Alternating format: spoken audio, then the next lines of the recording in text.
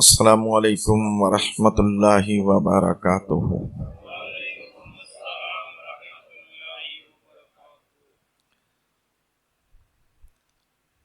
الحمد للہ الذی زین النبیین بحبیب المصطفیٰ ومن علی المؤمنین بنبی المجتبیٰ۔ الصلاة والسلام علی خیر الورا وعلی آلہ واصحابہ التقی والنقی، اما بعد فاعوذ باللہ من الشیطان الرجیم، بسم اللہ الرحمن الرحیم۔ ما آتاکم الرسول فخذوہ وما نہاکم عنہ فانتہوا۔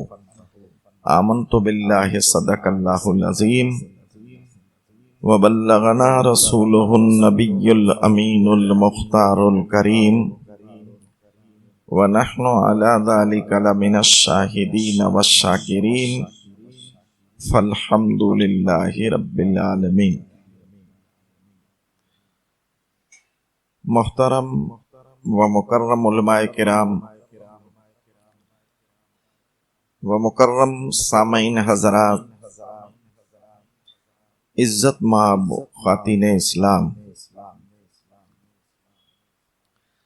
حمد و ثنا کے بعد قرآن مقدس کی جو آیت کریمہ کا جز تلاوت کر کے میں نے اپنے آپ کو مشرف کیا، جس میں رب ارشاد فرما رہا ہے کہ اے میرے محبوب کی امتیوں، جو میرا محبوب تمہیں دے اسے لے لو، اور جن چیز سے میرا محبوب منع فرمائے اس سے رک جاؤ۔ اس کے ماتحت کچھ عرض کرنے سے پہلے ہم سب مل کر آقا نامدار، مدینے کے تاجدار، دونوں عالم کے مالک و مختار، سید ابرار و اخیار، احمد ناقہ سوار، جناب احمد مجتبی محمد مصطفیٰ صلی اللہ تعالی علیہ وسلم کی بارگاہ رسالت میں اپنی محبت کا ثبوت دیتے ہوئے گنبد خضرا کی جانب لو لگا کر بلند آواز سے ہدیہ درود و سلام پیش کریں اور پڑھیں، اللہم صلی وسلم وبارک علی سیدنا حبیبنا و نبینا و مولانا محمد معدن الجود والکرم والی و اصحابی اجمعین۔ ایک مرتبہ اور درود شریف پڑھیں، اللہم صلی وسلم وبارک علی سیدنا حبیبنا نبینا مولانا محمد طب القلوب و دوائیہ و عافیت الابدان و شفائیہ و نور الابصار و غیائیہ و قوت الارواح و غذائیہ وعلی آلہ و صحبہ دائما ابدا۔ صلاۃ و سلام علیکہ یا رسول اللہ، صلاۃ و سلام علیکہ یا حبیب اللہ۔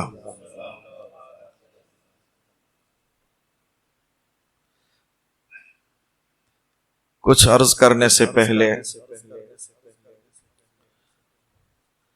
مختصر انداز میں ہدیہ نعت رسول پاک سماعت فرمائیں، پھر اس کے بعد آیت کریمہ کے ماتحت ہمارے مسلسل موضوع کی طرف ہم آگے بڑھیں۔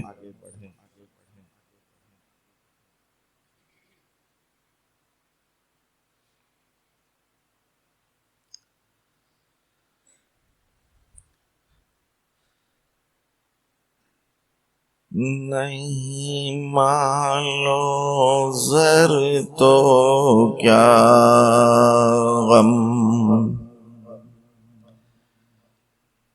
نہیں مال و زر تو کیا غم، میں غریب ہوں یہی نہ میرے عشق تو ہی لے چل، مجھے جانب مدینہ نہیں مال و زر تو کیا غم۔ یہ عشق بھی کبھی کبھی وہ رنگ دکھاتا ہے کہ آدمی دیکھ کر دنگ رہ جاتا ہے۔ ہندوستان کی سب سے بڑی بندرگاہ بامبے کی بندرگاہ پر ایک حاجیوں کا قافلہ روانہ ہوا۔ قافلہ جب روانہ ہوا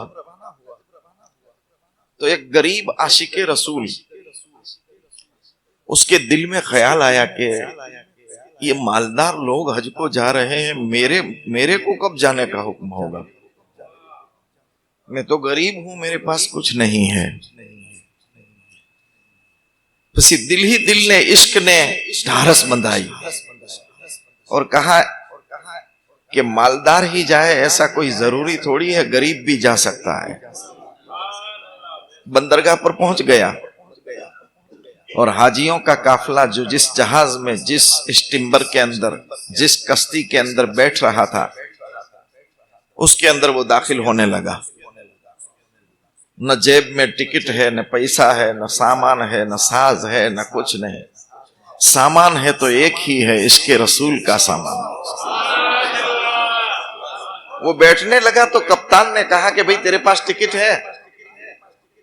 اس نے کہا بھئی ٹکٹ تو نہیں میرے پاس، پیسے ہیں، دے دے تو ٹکٹ نکلوا دو۔ انہوں نے کہا پیسے بھی نہیں ہے۔ تو کہا پھر تو اس میں نہیں جا سکتا۔ تو اس نے کہا ایسا نہیں ہے، یہ رحمت للعالمین ہے، مالداروں کے لیے تھوڑی رحمت ہے، غریبوں کے لیے بھی رحمت ہے۔ میں تو جانا چاہتا ہوں۔ کپتان نے بہت سرفوڑی کی، مگر عاشق تھوڑی سمجھتا ہے۔ اس نے کہا نہیں، میں تو جاؤں گا، مجھے سیٹ مت دینا، میں حاجیوں کے پاؤں میں بیٹھ کر چلا جاؤں گا۔ تو کپتان نے کہا کہ وہاں بھی بیٹھنے کی جگہ نہیں ہے۔ تو غریب نے کہا کہ جہاں بیت الخلا، ٹوائلٹ جانے کا جو رستہ ہے، وہاں تو بیٹھنے دے گا۔ تو کپتان نے کہا وہاں بھی نہیں بیٹھنے دوں گا، وہاں بھی جگہ نہیں، ٹکٹ یا پیسے ہو تو بولو۔ تو اس نے کہا نہیں، میں تو نہیں اتروں گا، میں تو بیٹھا رہوں گا۔ کپتان نے ہاتھ پکڑ کر کے اس کو دھکا دے کر کے نیچے اتار دیا۔ کشتی روانہ ہو گئی۔ یہ اپنی مستی میں، عشق کی انگڑائی میں بندرگاہ کے کنارے پر بیٹھا ہوا ہے۔ ظہر کا وقت آیا، وضو کیا، ظہر نماز پڑھی۔ نماز پڑھنے کے بعد مدینے کی طرف منہ کیا، منہ کر کے کہا کہ آقا اگر یہ مالدار پہنچ گئے اور یہ غریب نہ پہنچا، عشق ہو تو ایسا ہو، یہ مالدار کی کشتی پہنچ گئی، مالدار پہنچ گئے اور یہ غریب نہ پہنچا تو کل پوری دنیا میں ڈھڈورا پیٹوں گا کہ میرے رسول جو ہے وہ صرف مالداروں کے رسول ہے، غریب کے رسول نہیں ہے۔ بس یہ عرض کرنا تھا۔ پھر 2 رکعت نماز کے لیے کھڑا ہوا، نماز شروع کرنے کا ارادہ، ہاتھ اٹھائے۔ جب ہاتھ اٹھائے تو اس کی پیٹھ پر ایسا لگا کہ کوئی اپنا ہاتھ رکھ کے اس کو بلا رہا ہے، کوئی ہاتھ رکھ کے اس کو بلا رہا ہے۔ اس نے پیچھے مڑ کر کے دیکھا تو ایک نورانی شکل والے بزرگ کھڑے ہیں۔ نورانی شکل والے بزرگ کھڑے ہیں اور کہہ رہے ہیں کہ چل تجھے مدینہ چلنا ہے۔ اس نے کہا کہ بھئی میں تو غریب ہوں، میں کیسے مدینہ پہنچوں؟ تو آنے والے بزرگ نے کہا کہ میں تو جنگل میں گھوم رہا تھا. آنے والے بزرگ نے کہا میں تو جنگل میں میرا کام کر رہا تھا کہ رب کی طرف سے حکم آیا کہ اے خضر بمبئی کی بندرگاہ پر پہنچ جاؤ. میرے محبوب کا ایک غریب عاشق کنارے پر کھڑا التجائیں کر رہا ہے, رو رہا ہے, اس کے پاس چلے جاؤ اور اس کو پکڑ کر کے میرے محبوب کے شہر مدینے میں پہنچا دو. تو غریب نے کہا کیسے پہنچوں گا؟ تو حضرت خضر تھے, وہ کہا کہ کیسے پہنچے گا وہ تیرا کام نہیں ہے, کیسے پہنچانا وہ میرا کام ہے. تو آنکھیں بند کر دے, آنکھیں بند کر کے الصلاۃ والسلام علیکہ یا رسول اللہ پڑھنا شروع کر دے. غریب نے آنکھیں بند کی, الصلاۃ والسلام علیکہ یا رسول اللہ پڑھنا شروع کیا. تھوڑی دیر ہوئی تو اس بزرگ نے کہا کہ اب آنکھیں کھول دے. جب آنکھیں کھلی تو کیا دیکھتا ہے کہ مدینے کی گلی میں کھڑا ہے.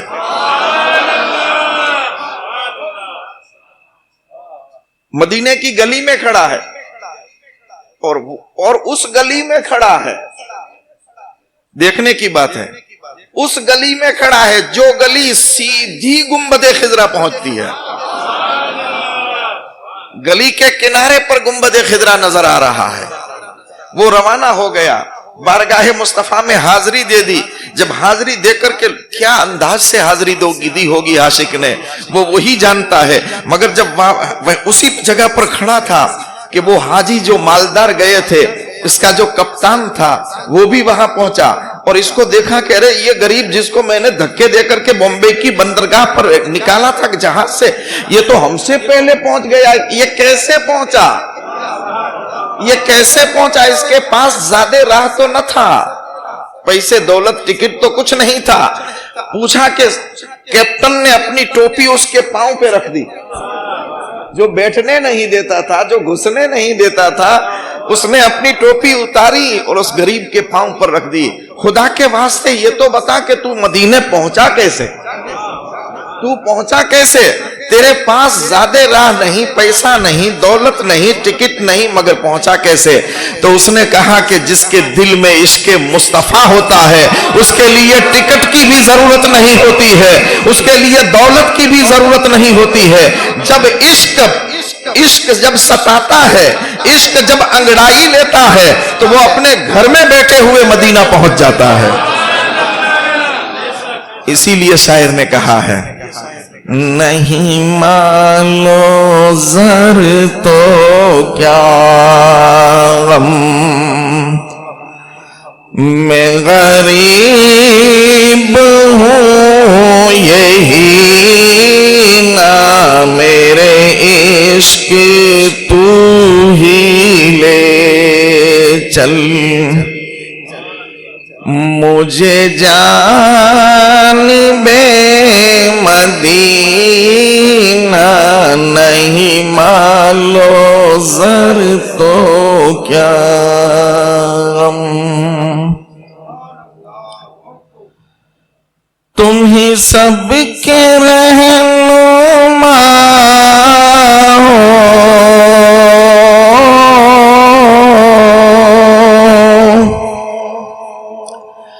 تم ہی سب کے ناخدا ہو,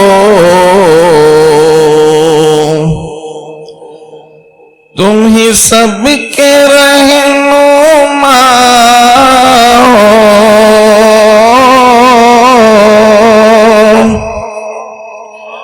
تم ہی سب کے ناخدا ہو. میرے مصطفیٰ بچا لو, میرے مصطفیٰ بچا لو. میرا ڈوبتا سفینہ نہیں مالو زر تو کیا غم. सब पढ़ेंगे तो मजा आएगा, लुत्फ आएगा, इश्क भी अंगड़ाई लेगा, और उस आशिक के सदके से अल्लाह के महबूब कभी हमें भी साथ में बुला लेगा। हुआ मस अगर किसी से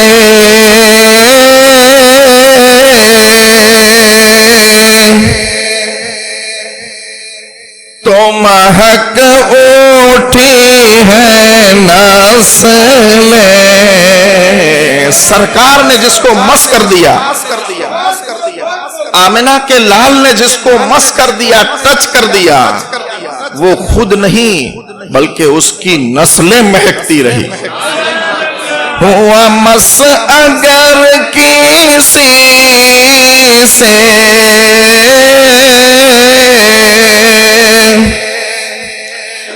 तो महक उठी है नस्लें। कैसे नस्लें महकी है? सहाबा फरमाते हैं कि जब हमें सरकार को तलाश करना होता तो हम किसी को पूछते नहीं थे, गली के किनारे पहुंच जाते थे, जहां से खुशबुए मोहम्मदी आती थी उस तरफ चले जाते थे। और नस्लें कैसे महकी? एक सहाबिया है, दीगर इख्तिलाफी रिवायत से एक सहाबी है जिसने हुजूर का बोल मुबारक पी लिया, सरकार का बोल मुबारक पी लिया भूल से पानी समझकर। एक बात यहां समझा दूं, नबी के फुजलात जो है वो उम्मती के हक में पाक है,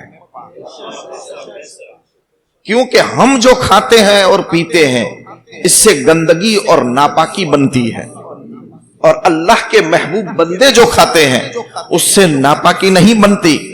मौलाना रूम इसका जवाब देते हैं, कारे पाका कयासज खुद मगीर गरचे बासद दर नवस्तन शेरो शीर। शेर आ बासद के मर्दम रा दरद। शेर वो है कि जो आदमी को खाता है। शेर आ बासद के मर्दम रा दरद, शीर उ बासद के मर्दो रा खुरद। दूध उसे कहते हैं, लिखने में दोनों बराबर है, शेर शीर। शेर उसे कहते हैं जो आदमी को खाता है, और शीर यानी दूध वो चीज है जिसे आदमी खाता है।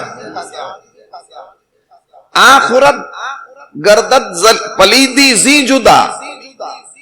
आखुरद यानी तुम जो खाते हो, आखुरद गर्दत पलीदी जी जुदा, और वाखुरद गर्दत हमा नूरे खुदा। तुम जो खाते हो नापाकी बनती है, और वो जो खाते हैं उससे नूर बनता है। तो सरकार का बोल मुबारक पी लिया।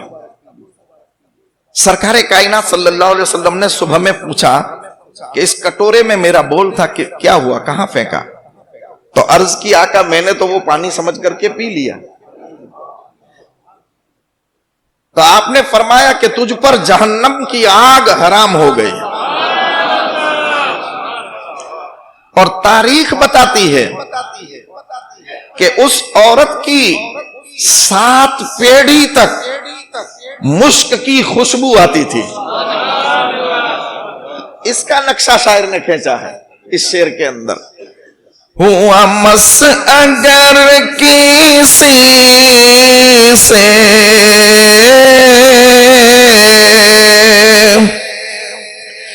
तो महक उठी है नस्लें कैसे में क्या? अल्लामा कुश्तलानी फरमाते हैं कि मैं हज के लिए गया 700 साल के बाद, हुजूर के विसाल के 700 साल के बाद मैं हज के लिए गया, तो मैंने देखा कि लोग एक जगह पर भीड़ कर रहे हैं। मैंने पूछा कि यहाँ क्या है, तो मुझे बताया कि एक छोटी बच्ची है, सब उसे देखने जा रहे हैं। तो मेरे दिल में ख्याल आया कि चलो मदीने की एक बच्ची छोटी है, मैं भी उसे देखने जाऊं। जब मैं नजदीक जाकर के मैंने पूछा कि भाई इस बच्ची में खुसूसियत क्या है, तो लोगों ने कहा कि ये उसी औरत की बच्ची है जिसने बोल मुबारक पिया था, उसी औरत की बच्ची है। 700 साल गुजर गए, कई पीढ़ियां गुजर गई, आज तक इसकी नस्ल से खुशबुए मोहम्मदी आ रही है। हुआ मस अगर किसी से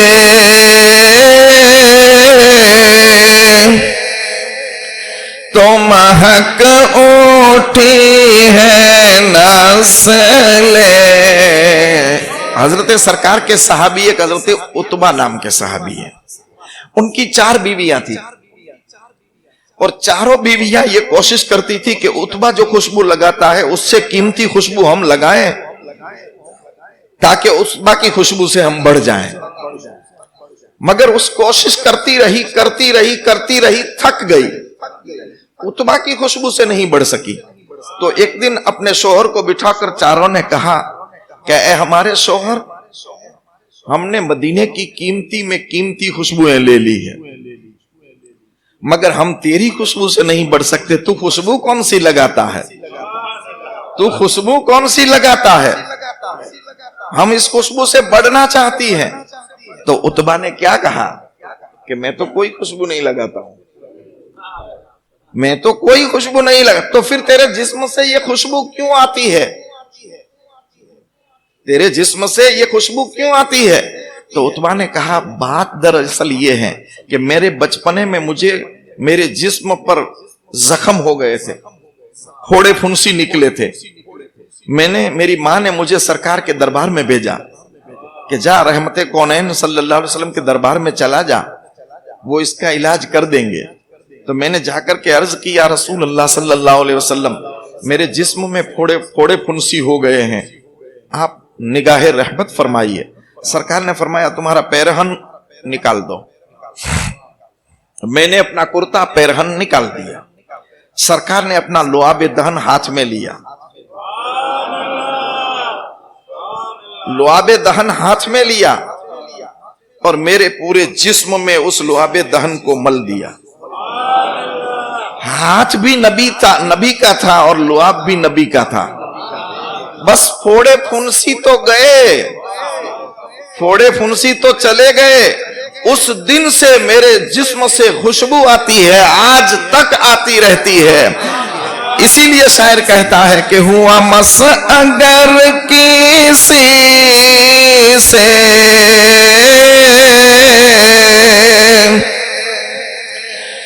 تو مہک اٹھی ہے نسل. سرکار کا مس ٹچ, بلکہ میں آپ کو بتاؤں کہ وہ تو مس ہوا تھا, ٹچ ہوا تھا, ہاتھ لگا تھا اور خوشبو آ رہی تھی.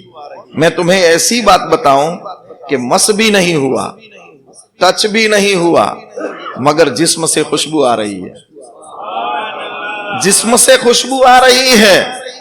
امام بخاری نے جب وصال فرمایا, آپ نے پردہ فرمایا اور جب آپ کو سپرد خاک کیا گیا, قبر میں رکھا گیا اور مٹی ڈال دی گئی, تو آپ کی قبر کی مٹی سے مشک کی خوشبو آتی تھی, مشک و عنبر کی خوشبو آتی تھی. کسی نے خواب میں دیکھ کر کے پوچھا کہ آپ کی قبر کی مٹی سے مشک و عنبر کی خوشبو آتی ہے, کیا سبب ہے؟ تو آپ نے جواب دیا کہ میں ہمیشہ حضور پر محبت سے درود پڑھتا تھا.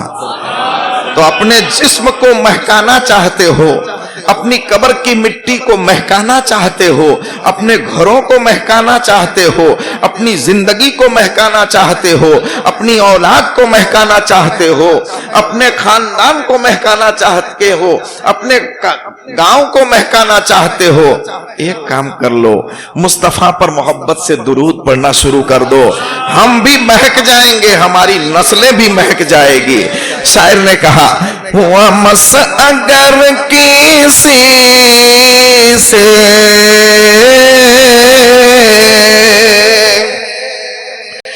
تو مہک اٹھی ہے نسل.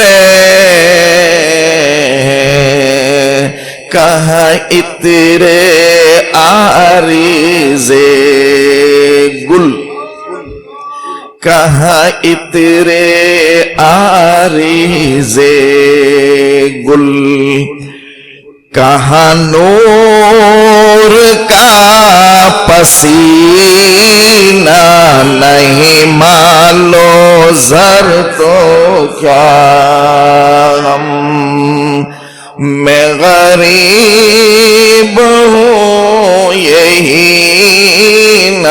میرے عشق تو ہی لے چل مجھے جانب مدینہ نہیں مالو زر تو کیا غم غریبوں کو جس کے پاس دولت نہ ہو جس کے پاس ثروت نہ ہو جس کے پاس جائیداد نہ ہو جس کے پاس سونا چاندی نہ ہو مالک ملکت نہ ہو اس کو پریشان ہونے کی ضرورت نہیں ہے نبی اس سے پیار کرتے ہیں حضور فرماتے ہیں کہ بدل اسلام و غریباً فسیعود فطوبى للغرباء اسلام شروع ہوا غریب غربت سے اور جب لوٹے گا تب بھی غربا کے اندر ہوگا بس بشارت ہے غریبوں کے لیے بشارت ہے غریبوں کے لیے اور سرکار نے ہمیں جو ایک چیز عنایت فرمائی ہے وہ بھی خاص غریبوں کے لیے ہے ہندوستان میں سرکار نے ہمیں ایک چیز عطا فرمائی ہے وہ بھی غریبوں کے لیے ہے آپ سمجھ تو گئے ہوں گے نہ سمجھے ہو تو میں بتاؤں سرکار نے اپنی عطا سے ہمیں غریب نواز عطا فرمائے ہیں آپ کہیں یہ نہیں دیکھ سکتے کہ مالدار نواز کوئی ہو مالدار نواز کوئی نہیں ہے ہندوستان میں غریب نواز رب کی سرکار کی عطا سے آئے ہیں تو سرکار کائنات صلی اللہ تعالی علیہ وسلم نے ہمیں یہ سبق دیا ہے کہ غربت سے پریشان ہونے کی ضرورت نہیں ہے اگر ایمان سلامت ہے تو سب کچھ سلامت ہے حضور کی فرما برداری سلامت ہے تو سب کچھ سلامت ہے سرکار کی سنت کی پابندی سلامت ہے تو سب کچھ سلامتی ہے شاعر اسی کی بات کرتے ہوئے آگے آخری شعر میں کہتے ہیں اور یہ شعر جو میں پڑھ رہا ہوں اسی شعر کے اندر آج کا موضوع بھی ہے آپ سمجھ جائیں گے یہ آپ کی کسوٹی بھی ہے یوں سمجھو کہ آپ کا امتحان بھی ہے اگر آپ سمجھدار ہے اللہ نے عقل سلیم عطا فرمائی ہے تو اس آیت اس شعر کے اندر کون سا موضوع ہے آپ بتا سکیں گے تو شاعر آخری شعر میں کیا کہتا ہے میرا مقصد محبت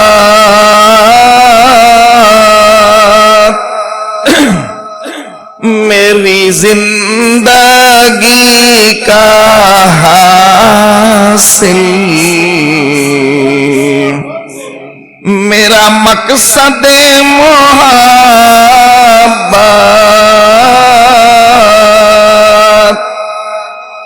میری زندگی کا حاصل تیری ایک نگاہ رحمت سرکار اگر آپ کی ایک نظر پڑ گئی تو جو ذرہ تھا وہ آفتاب بن گیا جو زر تھا وہ ابو ذر بن گیا جو بلال تھا وہ اسلام کا ہلال بن گیا جو ابو بکر تھا صدیق اکبر بن گیا جو عمر تھا فاروق اعظم بن گیا جو علی تھا شیر خدا بن گیا جو خالد تھا خالد سیف من سیوف اللہ اللہ کی تلوار بن گیا جو معین الدین تھا خواجہ اجمیری بن گیا جو محی الدین تھا غوث زماں بن گیا یہ کیا ہے سب یہ ایک نگاہ رحمت ہے تیری ایک نگاہ رحمت کرم اے شہ مدینہ نہیں مالو زر تو کیا غم پھر سے پڑی کڑی پڑھ رہا ہوں اس کے اندر آج کا موضوع ہے آپ سوچیں میرا مقصد محبت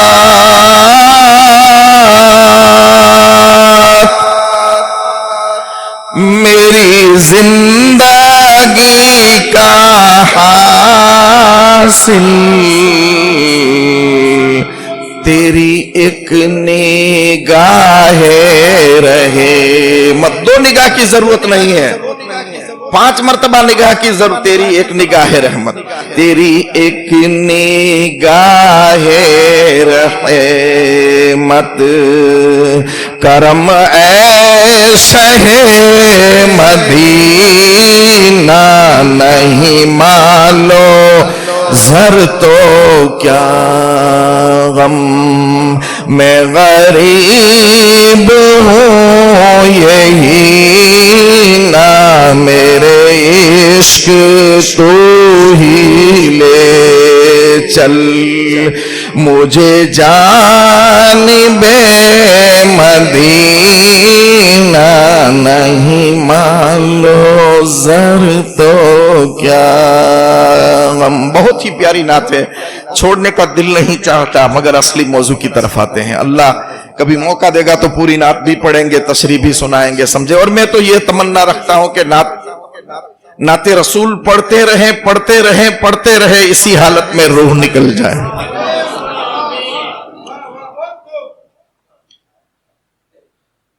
بلند آواز سے درود شریف پڑھیں. اللہم صلی وسلم وبارک علی سیدنا حبیبنا نبینا مولانا محمد طب القلوب و دوائیہ و عافیت الابدان و شفائیہ و نور الابصار و ضیائیہ و قوت الارواح و غذائیہ و علی آلہ و صحبہ دائما ابدا. صلاۃ و سلام علیکہ یا رسول اللہ, صلاۃ و سلام علیکہ یا حبیب اللہ. شاہ ولی اللہ محدث دہلوی فرماتے ہیں کہ میدان محشر کا دن جو ہوگا وہ 50,000 سال کا ہوگا. 50,000 سال کا ہوگا. نفسی نفسی کا عالم ہوگا, کوئی کسی کا پرسان حال نہ ہوگا. آپ نے سب سنا ہے. گھومتے گھماتے سب آخر میں حضور کے پاس آئیں گے. حضور سفارش کریں گے, شفاعت کا دروازہ کھولیں گے. سرکار عرض کریں گے مولا اس محشر والوں کا حساب شروع کر. آپ کی سفارش سے حساب کتاب شروع ہوگا. حساب کتاب شروع ہوگا اور پورے محشر والوں کا حساب کتنی دیر میں ہوگا؟ اللہ محمد یار خان صاحب نعیمی نے بھی اس کی تشریح کی ہے. پورے محشر والوں کا حساب کتاب اتنے وقت میں ہو جائے گا جتنی وقت میں نماز عصر پڑھے اور مغرب تک کا جو وقت ہے, اتنے وقت میں ہو جائے گا. اتنے وقت میں ہو جائے گا تو پھر پورا دن جو پڑا ہوگا وہ کہاں کیا کریں گے؟ اتنے وقت میں تو حساب کتاب ہو جائے گا, پورا دن جو باقی رہے گا اس وقت کیا کریں گے؟ تو صوفیاء, علماء, مفسرین, محدثین فرماتے ہیں کہ جب فرصت کا وقت ہوگا تو اس وقت نعت رسول پڑھتے رہیں گے اور اپنے دل کو عشق نبی سے جلا بخشتے رہیں گے. محشر میں بھی یہی نعتیں ہوگی. جو گنگنانے کا آواز یہاں چل رہا ہے اس سے عجیب تر آواز وہاں ہوگا. قاضی ایاز مالکی نے جو حضور صلی اللہ علیہ وسلم کے حقوق امتیوں پر ہے اس میں سے سب سے پہلا حق بتایا تھا. وہ کیا تھا آپ کو یاد ہے؟ ایمان بالرسل. پہلا حق یہ تھا کہ سرکار کی ذات پر ایمان لانا. دوسرا حق سنت مصطفیٰ کو اپنانا, محبت کرنا. تیسرا حق سرکار کی فرما برداری کرنا, آپ کی اطاعت کرنا. اور چوتھا حق جو آج ہے, جو مجھے بیان کرنا ہے, وہ نعت کی آخری کڑی میں یہ لفظ بھی آیا تھا, وہ لفظ ہے محبت. حضور سے محبت کرنا یہ چوتھا حق ہے امتی پر حضور کا. اگر کوئی حضور سے محبت نہیں کرتا تو گویا کہ حضور کا حق ادا نہیں کرتا. مگر یہاں پر میں آپ سے بتانا چاہتا ہوں کہ محبت حضور سے کرنا, مگر کتنی محبت کرنا. محبت کرنے والے تو بہت گزرے ہیں,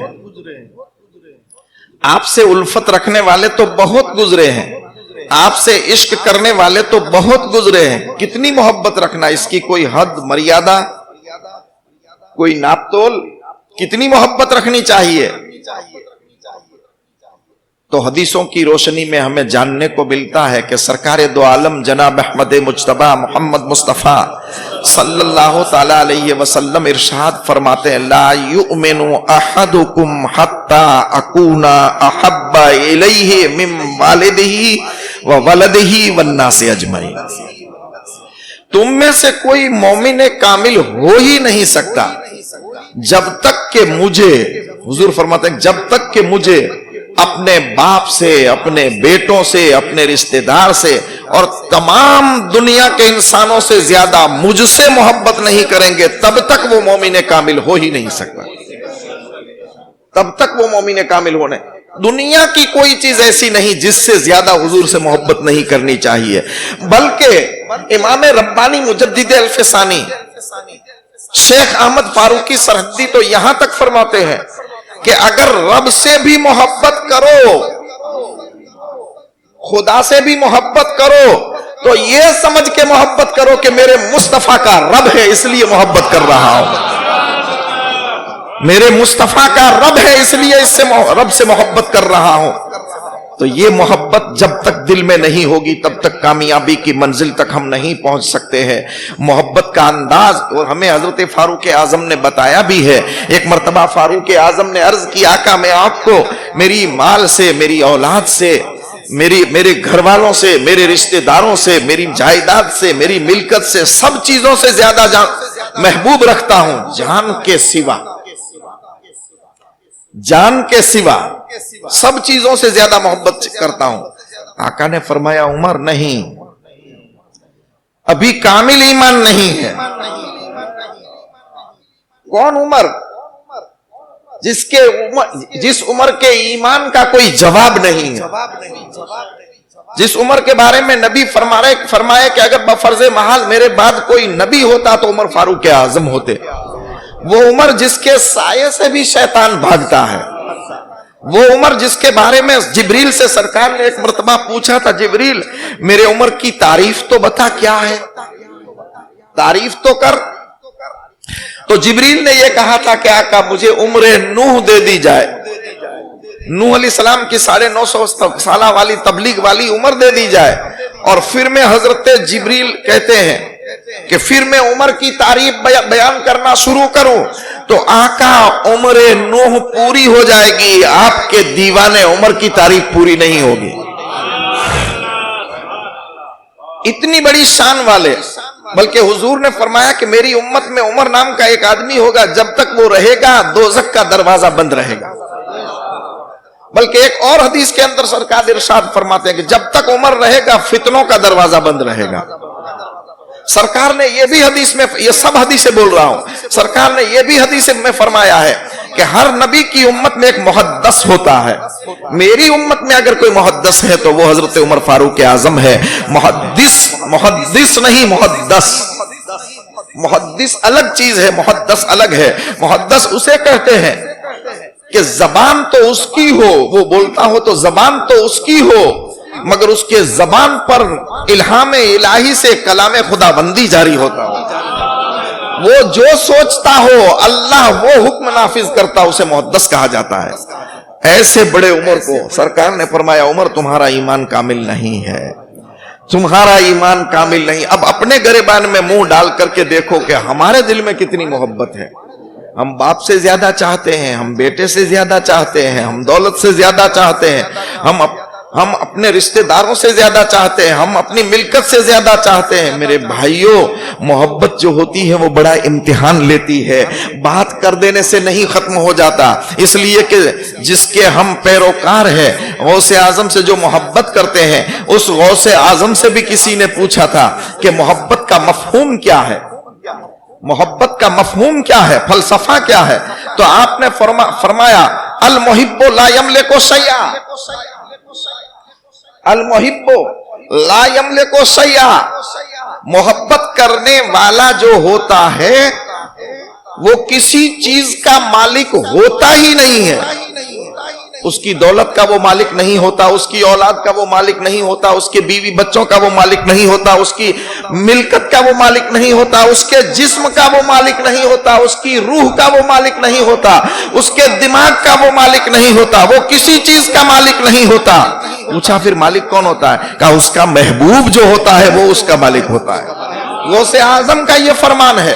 اب ہم ہمارے گریبان میں منہ ڈال کر کے دیکھیں کہ غوث اعظم کے اس فرمان پر ہم کہاں تک پورے اترتے ہیں. ہمارے دل میں حضور کی محبت کتنی ہے, ہم کتنا حضور کو چاہتے ہیں, ہم کتنا حضور سے پیار کرتے ہیں. ہم سرکار دو عالم صلی اللہ تعالی علیہ وسلم کی بارگاہ میں ذوالخویسرہ نام کے ایک صحابی آئے, سرکار کے صحابی آئے, آ کر بارگاہ مصطفیٰ میں جب پہنچے تو سرکار نے پوچھا کہ میرے دیوانے کیوں یہ حالت بنا رکھی ہے, یہ حالت کیوں بنا رکھی ہے؟ تو عرض کی آقا میں آپ کی بارگاہ میں آپ کی صحبت کے لیے, آپ کی محبت کے لیے حاضر ہوا ہوں.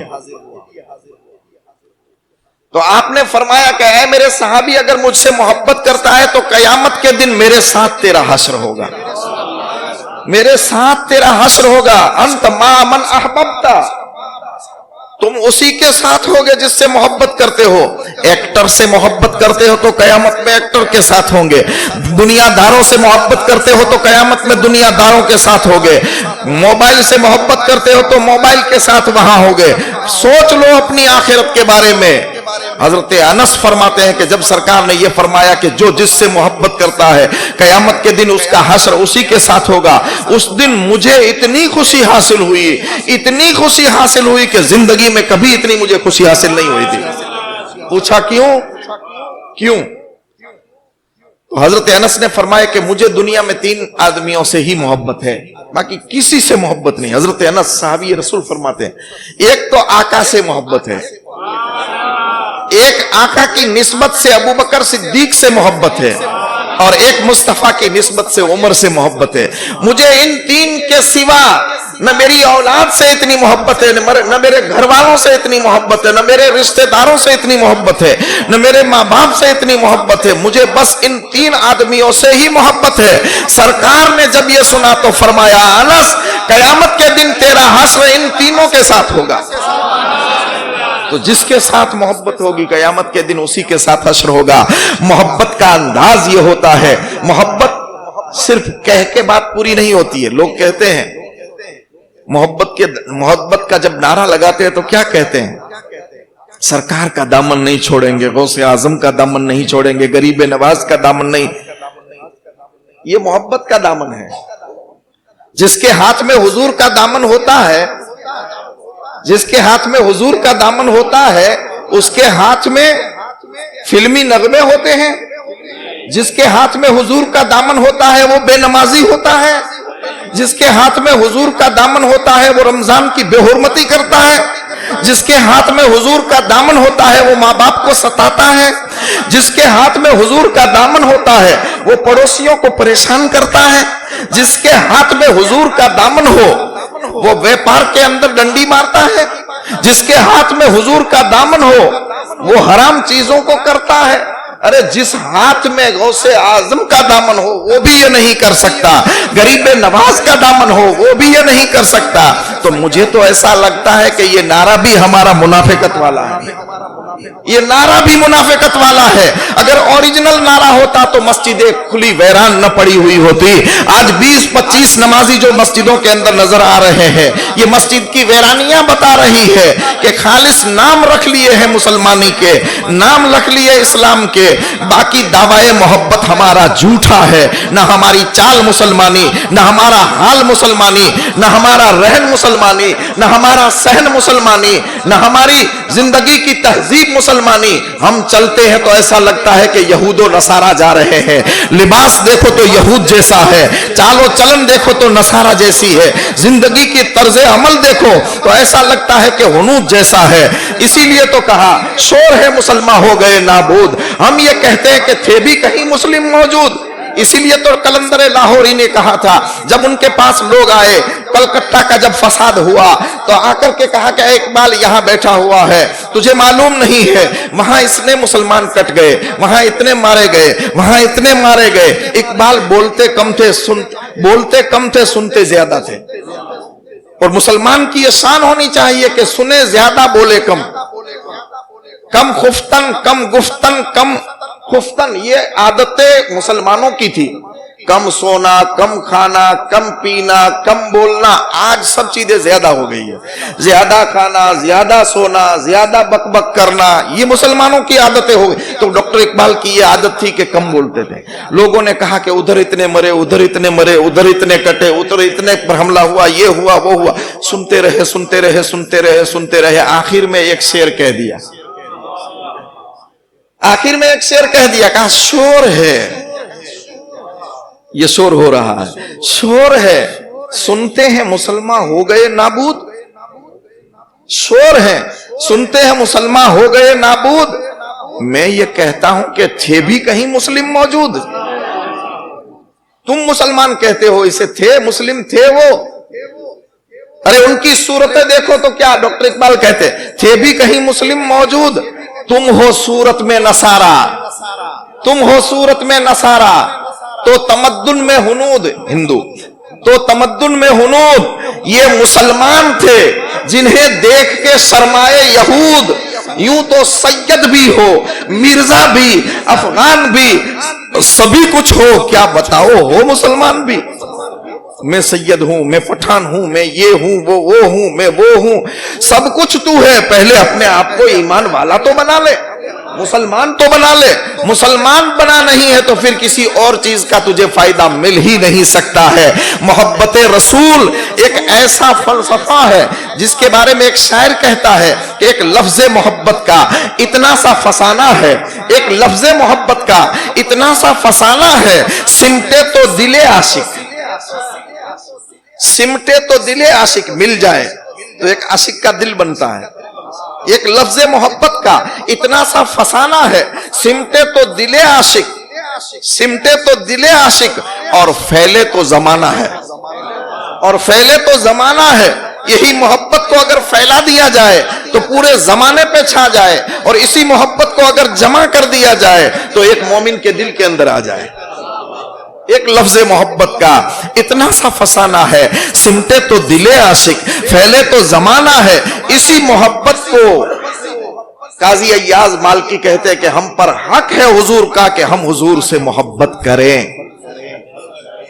तो फारूक आजम की शख्सियत, इतनी बड़ी शख्सियत, सरकार ने फरमाया कि कितनी मोहब्बत करते हो, यहां पे छोड़ा था, आप भूल गए होंगे, मुझे याद है। कितनी मोहब्बत करते हो, मेरे माल से ज्यादा, दौलत से ज्यादा, औलाद से ज्यादा, मेरे वतन से, सब कुछ से ज्यादा मोहब्बत करता हूं। आपने फरमाया नहीं, अभी कामिल मोमिन नहीं हुए। बस सरकार का ये फरमाना था। अर्ज किया आका फिर क्या सबब? आपने फरमाया जान से ज्यादा जब तक मुझसे मोहब्बत नहीं करोगे तब तक मोमिन नहीं होंगे। उमर फारूक आजम ने बस सुना, सुनते ही अर्ज किया आका मैंने फैसला कर लिया। ऐसा भी फैसला कभी करके दिखाओ, ऐसा भी फैसला करके दिखाओ कि आज से मैंने फैसला कर लिया है मेरी कोई नमाज नहीं छूटेगी। फैसला करके तो दिखाओ। अरे कम से कम ये तो कह के कहो कि नमाज फजर एक नहीं छूटेगी। ये भी नहीं कह सकते तो ये तो कहो कि मैं किसी मुसलमान को सताऊंगा नहीं। ये तो कहो कि मैं सरकार से सच्ची मोहब्बत रखूंगा। कुछ नहीं बोलना है, हमें कुछ करना ही नहीं है, खाली सुन के मुंह हिला करके यहां से चला जाना है। ये मोहब्बत नहीं है। मोहब्बत इम्तिहान मांगती है। मोहब्बत जो होती है वो आदमी का इम्तिहान लेती है कि मोहब्बत के अंदर कच्चा या पक्का तो नहीं है। फारूक आजम ने कहा सरकार मैंने फैसला कर लिया, मैंने फैसला कर लिया। अब मेरी जान से भी ज्यादा मैं आपको चाहता हूं, मेरी जान से भी ज्यादा आपको चाहता हूं। तो जो अपने नबी को जान से ज्यादा न चाहे वो मोमिन हो ही नहीं सकता। अरे जो आदमी नबी को जान से ज्यादा मानता हो, मोहब्बत करता हो, क्या कभी वो नमाज छोड़ सकता है? नबी तो फरमाते हैं कि अरेहना या बिलाल। जब हुजूर कोई आप पर कोई परेशानी आती थी, सरकार परेशान होते थे, तो बिलाल को कहते थे अरेहना या बिलाल, ए बिलाल मुझे राहत पहुंचाओ। सारी दुनिया कहती है आका आप राहत पहुंचाओ, और आका बिलाल से फरमाते हैं कि बिलाल मुझे राहत पहुंचाओ। अर्ज की आका क्या करूं? तो सरकार फरमाते बिलाल आजान तुम कहो, मैं नमाज शुरू करूंगा, मुझे राहत मिल जाएगी। नबी के दिल की राहत जो नमाज है, हमने उस नमाज को आज कितना हल्का समझा है कि हमारे गांव के अंदर इतनी 2 बड़ी मस्जिदें हैं, एक सब भी पूरी जोहर के अंदर नहीं होती है। बड़े अफसोस से कहना पड़ता है, ये जवानी किस काम की, ये जवानी और ये आदमी की जिंदगी किस काम की। खालिस मोहब्बत का दावा है, कुछ नहीं है। दावा मोहब्बत से काम नहीं होता है, दावे की दलील भी देनी पड़ती है। तो सरकारे कायनात जनाब अहमद मुज्तबा मोहम्मद मुस्तफा सल्लल्लाहु ताला अलैहि वसल्लम से कमा हक़हू मोहब्बत करना, ये हमारे पर सरकार का हक है, ये चौथा हक है। और इस मोहब्बत में अगर कोई कच्चा है तो गोया कि उसने सरकार का हक अदा नहीं किया। सहाबा कितनी मोहब्बत करते थे हुजूर, सहाबा कितनी मोहब्बत करते थे हुजूर से। मैं आपको सबसे पहले आशिके अकबर की बात बताऊं। आशिके अकबर सैयदना सिद्दीक अकबर, आपकी बात बताऊं कितनी मोहब्बत करते थे। मैंने पहले तकरीर के अंदर बताया था कि सरकार ने फरमाया कि मुझे दुनिया की 3 चीजें प्यारी है, अत्तीबो वन निसा जुइलत कुर्रतु ऐनी फिस सलात, खुशबू, औरत और मेरी आंखों की ठंडक नमाज। मुझे 3 चीजों से मोहब्बत है। आशिक कैसा होता है? मासूक जिससे मोहब्बत करे, आशिक को उसी से मोहब्बत करनी चाहिए। ये कैसे आशिक है कि अजान के लिए आवाज हो जाए और दूर भागना शुरू करे। रोड पर देखो तो पूरा रोड भरा हुआ है, नमाज के लिए कोई तैयार नहीं हो रहा है। अरे क्रिकेट मैच के लिए जुमा भी छोड़ देते हैं। ये कैसे आशिक है? आशिक ये नहीं होते हैं, बल्कि आशिक तो वो होते हैं कि जिंदगी का कैसा ही पुरखतर माहौल क्यों ना हो, अपनी जात को, अपनी बात को, अपनी औलाद को, अपने माल को, अपनी दौलत को मुस्तफा के नाम पर हमेशा कुर्बान कर देने के लिए तैयार हो जाए। आओ मैं आपको मदीने की एक बुढ़िया की बात सुनाऊं। जंगे ओहद का मामला है, जंगे ओहद का मामला है। जंग खत्म हो चुकी है, किसी नादान ने अफवाह सुना दी कि हुजूर शहीद कर दिए गए। किसी ने अफवाह उड़ा दी कि हुजूर शहीद कर दिए गए। तो मदीने की एक बूढ़ी औरत ने सुन लिया, बुढ़िया ने सुन लिया, हरारते ईमानी जाग उठी, इश्क की आग भड़क उठी, घर से निकल गई, ओहद की तरफ रवाना हो गई।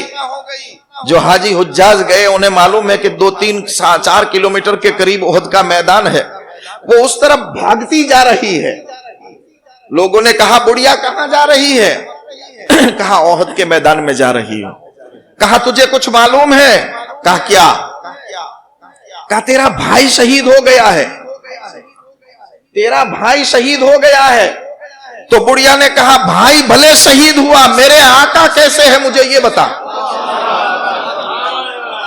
मेरे आका, ये मोहब्बत कहा जाता है। नबी को राहत पहुंचाने के लिए अपने तन मन धन की बाजी लगा देनी चाहिए। जो जान मांगो तो जान देंगे, जो माल मांगो तो माल देंगे, मगर न हमसे होगा कभी। नबी का जाहो जलाल देंगे, हम सब कुछ दे सकते हैं, मगर नबी का जाहो जलाल और ये मोहब्बत नहीं दे सकते। बूढ़ी औरत आगे, उसने कहा कि तेरा भाई शहीद हो गया। बूढ़ी ने कहा कुछ परवाह नहीं है, मेरे आका कैसे हैं? ये कहकर के आगे बढ़ी। दूसरा आदमी मिला, बुढ़िया कहां जा रही? ओहद जा रही। कहा तेरा शोहर शहीद हो गया, तेरा सरताज शहीद हो गया। तो बुढ़िया ने क्या जवाब दिया? मेरा सरताज शहीद हुआ है, कायनात आलम का सरताज क्या किस हाल में है? नबी किस हाल में है मुझे ये बताओ। वो आदमी भी आगे बढ़ गया, बुढ़िया आगे बढ़ी। तीसरा आदमी मिला, बुढ़िया कहां जा रही? कहा ओहद जा रही हूं। कहा तुझे कुछ मालूम है? कहा क्या?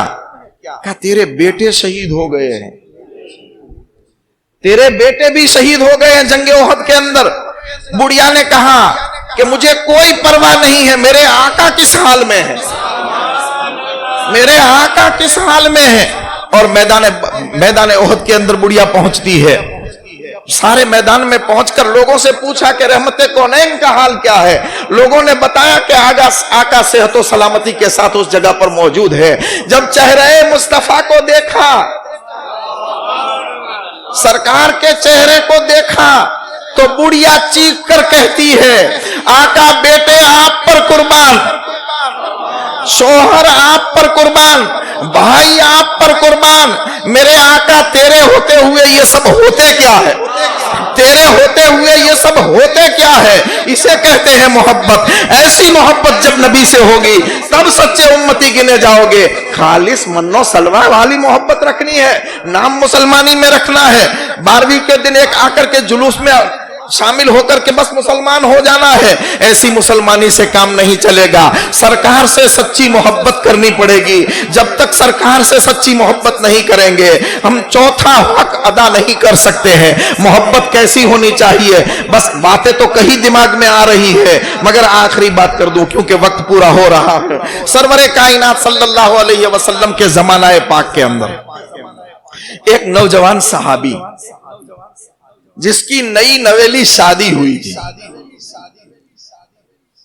उसी दिन शादी हुई। और ये लोग तो शादियों में माहौल और लिस्ट ही ऐसा बनाते थे, जदवल ही ऐसा सेटिंग करते थे कि नमाज भी कज़ा ना होनी चाहिए, इस्लाम के खिलाफ काम भी नहीं होना चाहिए।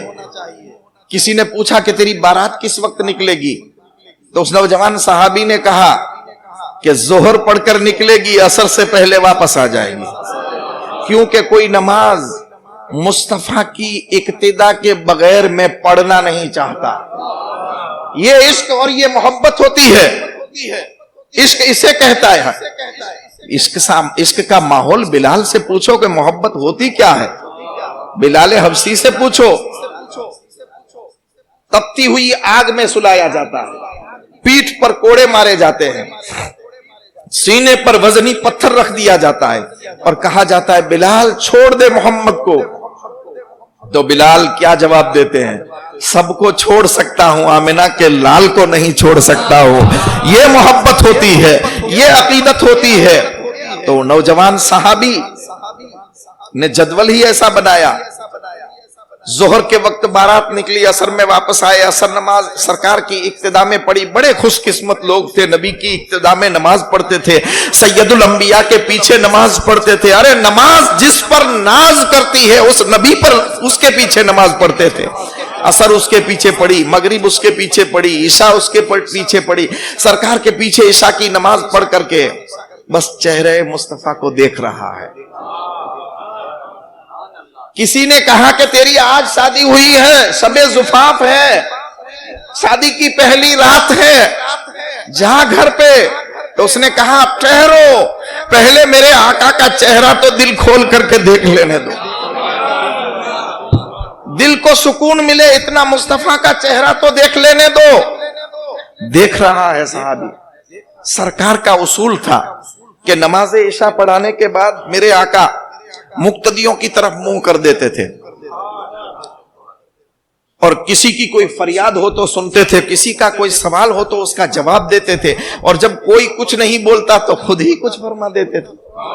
यह सरकार का उसूल था। ज़बाने फैज़े तर्जुमान से क्या क्या निकलता है सहाबा वो दिलो दिमाग के अंदर बिठाते थे। कैसा बिठाया कि आज जो मैं आपको हदीसें सुना रहा हूं वो उसी सहाबाओं ने हम तक पहुंचाई है। 1400 साल हो गए, जमाना सब कुछ मिटा गया, मगर नबी के कौल को आज तक नहीं मिटा सका है। ये उस सहाबा का दिया हुआ तोहफा है उस उम्मत के लिए। उम्मत सहाबा के इस एहसान को कभी भूल नहीं सकती है। सहाबा ने कितनी कुर्बानियां पेश की है। नबी रहमत सल्लल्लाहु अलैहि वसल्लम नमाज इशा के बाद बैठे, मुक्तदियों की तरफ मुंह किया। वो नौजवान सहाबी जिसकी शादी की पहली रात है, चेहरे वद्दुहा को देख रहा है, कुंडल वाली जुल्फों को देख रहा है, वल्लैल वाली जुल्फों को देख रहा है, माजागल बसर वमा तगा वाली आंखों को देख रहा है, गुलाबी होठ की पंखड़ी, गुलाब की पंखड़ियों जैसे होठों को देख रहा है, जिसके बारे में आला हजरत फरमाते हैं। आला हजरत ने क्या फरमाया? पतली पतली गुले कुद्स की पत्तियां, गुले कुद्स, कुद्स का मोती, जन्नत का मोती, पतली पतली गुले कुद्स की पत्तियां, गुले कुद्स की पत्तियां, उन लबों की नजाकत पे लाखों सलाम। उस गुलाबी होठ को सरकार के देख रहा है, सरकार के जिस्म पाक को देख रहा है, सरकार जो फरमा रहे हैं वो सुन रहा है। कई लोगों ने कहा कि तेरी शादी की पहली रात है, चला जा, क्या यहां बैठा है? कहा ठहरो, पहले मेरे आका से मेरी मोहब्बत का अंदाज पूरा कर लेने दो। आधी रात हो गई, बैठा हुआ है, अंदाजा तो लगो दिल में कितनी मोहब्बत होगी। आधी रात हो गई, सरकार के काशाना नबूवत में मस्जिद नबी में बैठा हुआ है। और जब इतनी देर हो गई तो फिर सरकार ने निगाह करम फरमाई, तेरी एक निगाह रहमत, तेरी एक निगाह रहमत, करम है शहे मदीना, एक निगाह रहमत डाल दी। फरमाया मेरे दीवाने, आज तेरी शादी की पहली रात है, जा अपने घर जा, तेरी शरीके हयात तेरी राह देख रही है। बस अब सरकार का हुक्म था, उठता है।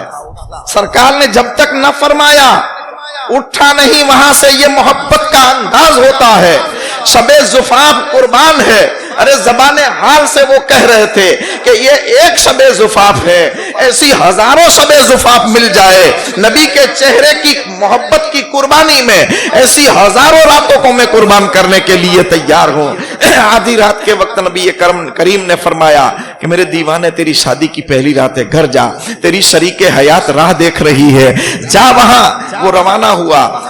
नजर नीची है, मुसलमान का अंदाज ये होता है, निगाह नीची है, लब पर दुरूद है, दिल में मुस्तफा का इश्क है, इश्क अंगड़ाई ले रहा है, दिल में ख्याल आ रहा है कि जा तो रहा हूं, सुबह तक मुस्तफा से जुदाई कैसे बर्दाश्त कर सकूंगा, कैसे बर्दाश्त कर सकूंगा।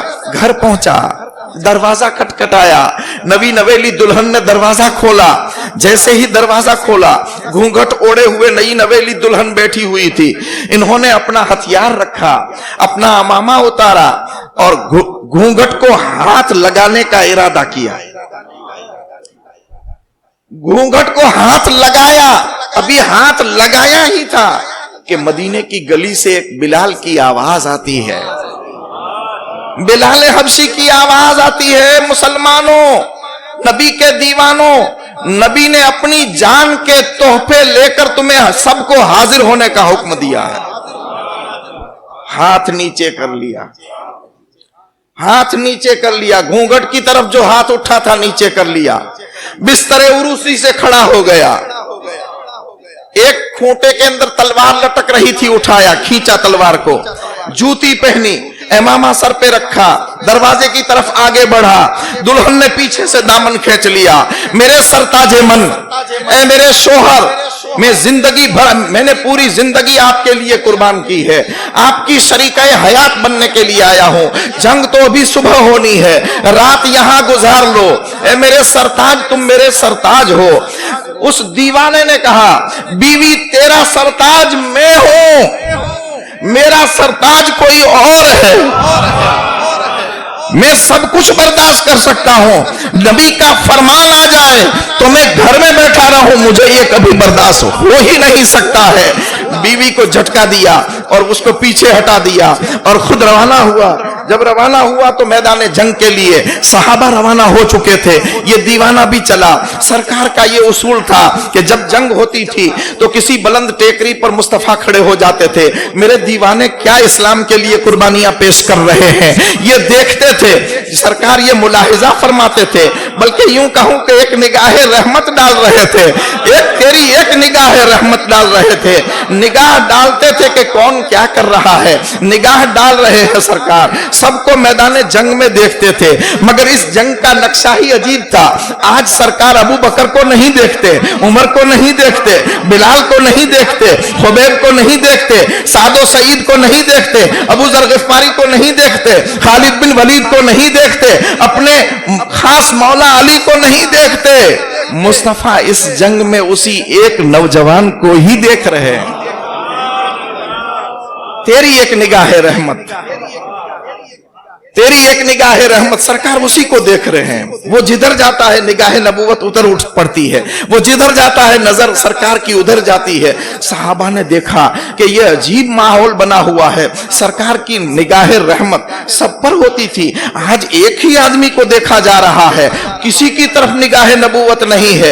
इतने में जंग खत्म हुई। वो नौजवान को एक नेजा लगा और घोड़े से नीचे गिरा, इतना जख्मी हुआ, खून ज्यादा निकल गया और नकाहत के आसार तारी हुए, मगर खून लगने के बावजूद जिस्म में सांस बाकी था। अपनी कोनियों के बल पर अपने जिस्म को घसीटता हुआ आगे ले जा रहा है। सहाबा ने देखा, पूछा, ऐ दीवाने कहां जाने का इरादा है?